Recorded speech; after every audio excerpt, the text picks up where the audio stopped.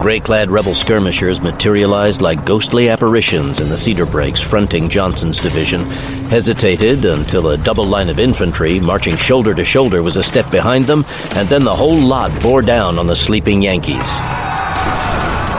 Advancing on an extended front, the two rebel infantry divisions simply swept through and over everything before them.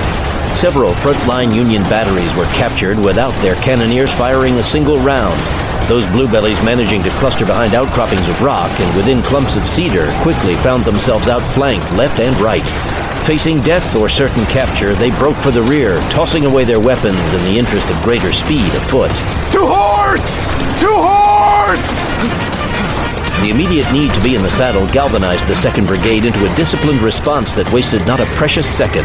A lesser reaction would have had them fighting with pistol and saber on the ground at a numerical disadvantage, negating their value as a mobile force and rendering them inconsequential. A quick scan of the battlefield by Jacob confirmed at least half of Johnson's division was dead, wounded, or out of action. Confusion reigned, and a wave of panic threatened to engulf the entire right wing of the Union Army. The arrival of General Joe Wheeler and his Confederate cavalry added more manpower to the rebel attack. Though the Graybacks held the upper hand in numbers, a steadfast Union officer rallied a regiment in a pile of jumbled boulders, and their withering fire slowed the Confederate advance for vital minutes, allowing numbers of backpedaling bluebellies to obey their pleading officers, turn about, form lines, and return enemy fire before being driven back again. The flow of the fight curved westward around the fortified boulders into a large cotton field, exposing Johnson's division to slashing attacks by General Wheeler's rebel cavalry. The 1st Ohio quartered in that direction in an attempt to stay the ever-turning right flank until the Confederate tide could somehow be stemmed. By chance, Cam Logan was riding on Jacob's left when a horseback volley by Wheeler's cavalry riddled the front ranks of the approaching 1st Ohio.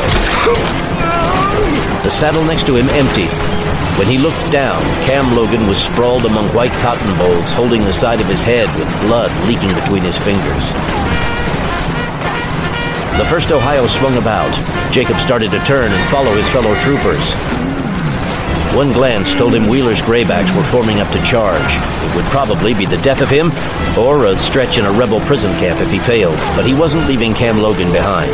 He wasn't deserting a true fighting man who had never failed his regiment. Jacob jumped from the saddle. In a stroke of pure luck, the reins of Logan's horse were trapped beneath him. Jacob freed the reins and kept a tight grip on them, while he grabbed the front of Logan's shirt and yanked him to his feet and shook him. Captain, can you hear me? Yes. Grab your horse's mane! Jacob guided Logan's hand until it touched the hair of the mane. Jacob lifted his left foot into the stirrup, grabbed the back of his belt, put a shoulder under his left hip, and heaved. His grip on the belt kept Logan from sliding off the horse's opposite flank. Grab the mane with both hands and stay in the saddle! Then Jacob mounted his chestnut.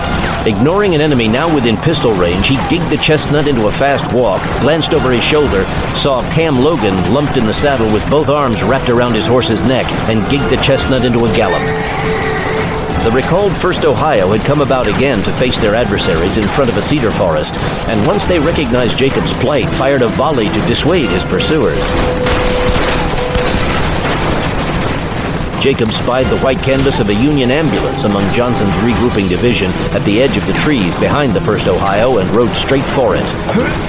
Dismounting, he helped a medic ease Logan from the saddle. The ambulance was chock full of wounded men, as were the stretchers surrounding it, so Jacob and the medic propped Cam Logan against the rear wheel. The medic felt alongside Logan's head above his right ear. I'm not a doctor, but I think the bullet just grazed him. There's always a lot of blood with head wounds. He might be dizzy for a few days. Otherwise, he should be okay. Jacob swung into the saddle.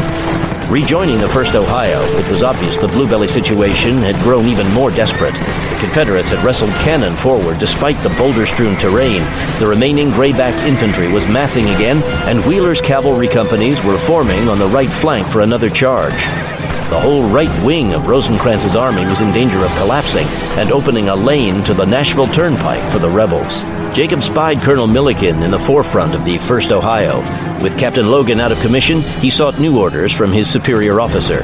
He trotted to within hearing distance of Milliken and slowed the chestnut to a walk.